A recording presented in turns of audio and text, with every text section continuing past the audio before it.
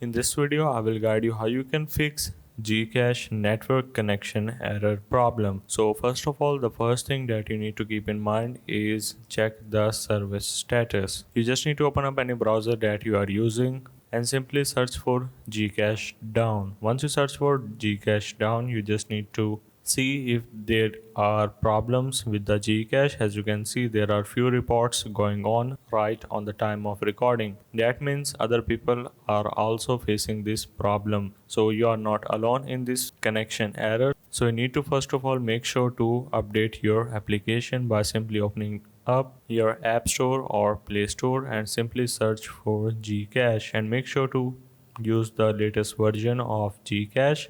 Then you need to make sure to restart your iPhone or Android, because sometimes a simple restart can oftentimes resolve the temporary glitches. So you need to make sure to keep that in mind.